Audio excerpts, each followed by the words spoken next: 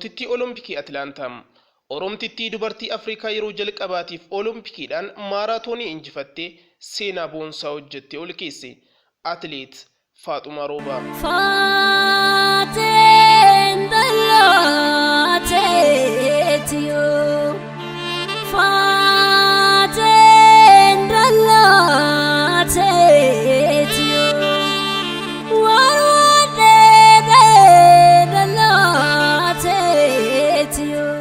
Faaxumaa Roobaa akka lakkoofsa Itoophiyaa bara 1970tti godina Arsii aanaa Leemuuf Bilbiloo iddoo Hoolullee Karraa jedhamtutti maatii ishee qonnaan bultoota irraa dhalatte.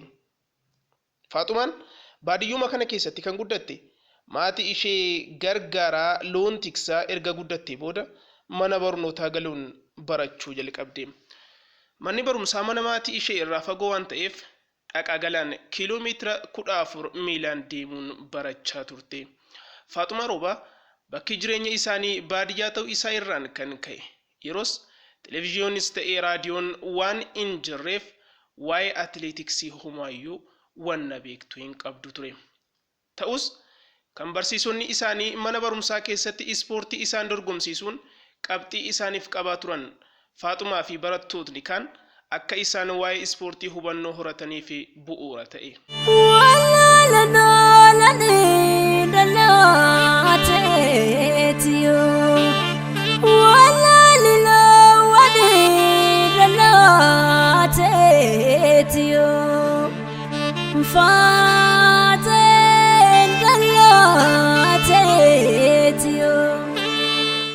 Haaluma kanaan Faaxumaan dorgommii barsiisonni mana barumsaa keessatti isaan dorgomsiisanuun dubartoota akka ishee qofa osoo hin taane warreen dhiiraa faanas fiiguun dorgommiiwwan hedduu mo'achaa dhufte.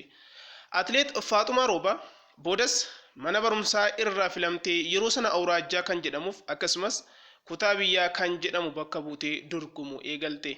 Kutaa biyyaa bakka buutee yeroo dorgomtu kanatti kilaboota garaagaraa hawwachuu eegalte.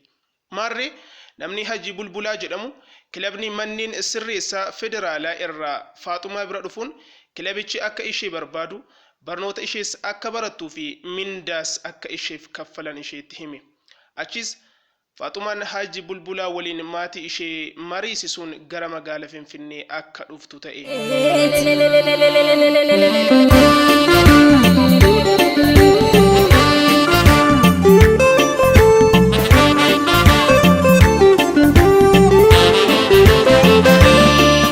Erga magaalaa Finfinnee dhufte caalaatti waa'ee ispoortii fi kilabootaas baraa dhufte. Atileet Faaxumaa Roobaan bara 1994 yeroo biyya Beeljiyeem turtetti fiigicha gaggabaabaa kanneen akka kiiloomeetira 15 fi 20 takka fiigaa turte. Egaan yeroo Beeljiyeem turte kanatti kan Faaxumaan intalti maaraatoonii fiigdu tokko bakka isaan jiran kana Beeljiyeem dhufnaan maaraatoonii Paaris si waliin yaaluu jettee gaafatte tole jennaaniif kan ishee faana garas imalte. Boodas Faaxumaan dorgommii maaraatoonii Paaris bara 1994 adeemsifame irratti hirmaatte garuu osoo itti hin qophaa'in waan hirmaatteef dorgommichaan kan milkoofte hin turre. Erga gara biyyaa deebitee booda leenjisaan ishee Dr. Walda Masqal Kosree maaraatoonii akka isheen fiigdu Faaxumaaf gaaffii dhiyeessan. Sana booda leenjii fudhattee maaraatoonii akka gaariitti shaakaluu jalqabde. Achi booda bara 1996 gara biyya Morookoo deemuun dorgommii maaraatoonii Maaraakaash irratti hirmaachuun dorgommichaan qabxii B kaataagorii jedhamu argatte.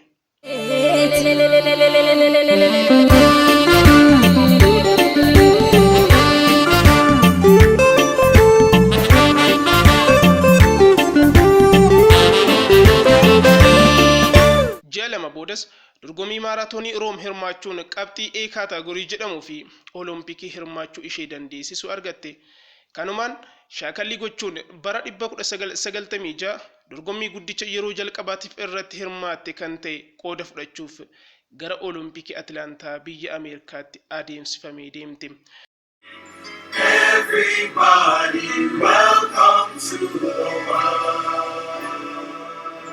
Wanni raajiin ta'e hin eegnin ga'e fuulli fi ilkaan addunyaa inni isaan adaadiin qofti ittiin kolfuuf mirga guutuu of badhaasan jijjiirame. Gammachuuf milkiin dursummaanii fi mo'uun duraan isaaniif qofa malaan dhugaan dabee aasan jira jechuun qe'ee isaan tuffatamaniiti qolee ol fuudhee buukkise. Faranjoonni isaan Afrikaa akka bineensaatti ilaalan qe'ee gola dirree ofii irratti uummata bal'aa isaanii fuulduratti isaan tuffataniin mo'amanii arraba ofii liqimsan. Akka yaaduraan natti baatu kartokkee warra natti gootu. Akka yaaduraan natti baatu haadha duulaa natti gootu.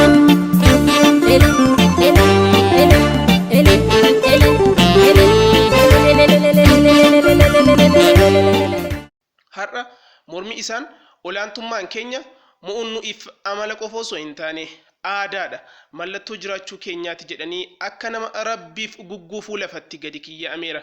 Dugdi dachee bifa jijjiirrate, seenaan barri dhufaa darbaan hin haalle biirii cuunqoon galmaa'ee wadaroo jaarraatti hidhame. Dorgommii Oloompikiitiin maaraatoonii mo'achuun dubartii Afrikaan ishee jalqabaa Oromtittiin sabboontittiin Atileet Faaxumaa Roobaa bahaadhiyaa kaabaaf kibba ajaa'iba jechisiiste.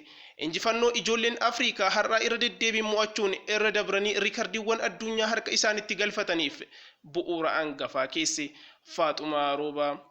Sabboontittiin Olompikii Atlaantaa bara 1997 1998 fi 1999 dorgommii maaraatoonii Boostanis walitti aansuun al sadii injifatteetti. Haati injifannoo boonsaa garaagaraa biyya irra dabruun akka Afrikaatti dubartii yeroo jalqabaaf Olompikii irratti maaraatoonii injifatte ta'uun seenaan galmeesse. Milkiin kanneen isaan adii qofa ilaalchaa fi amantaa jedhutti bishaan kan naqxe keessattuu wabii bu'uureenyaa fi faana atileetota Afrikaa har'aa kan taate Oromtittiin Atileet Faaxumaa Roobaa sababa da'umsaaf jecha erga bara 2004 fiigicha dhaabde sana booda itti hin deebine.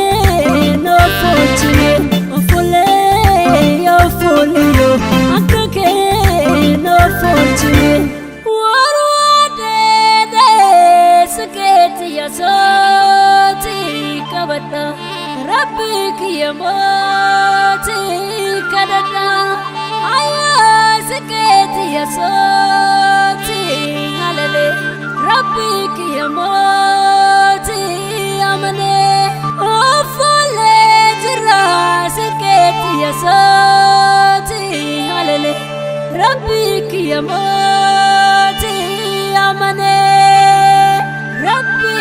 amane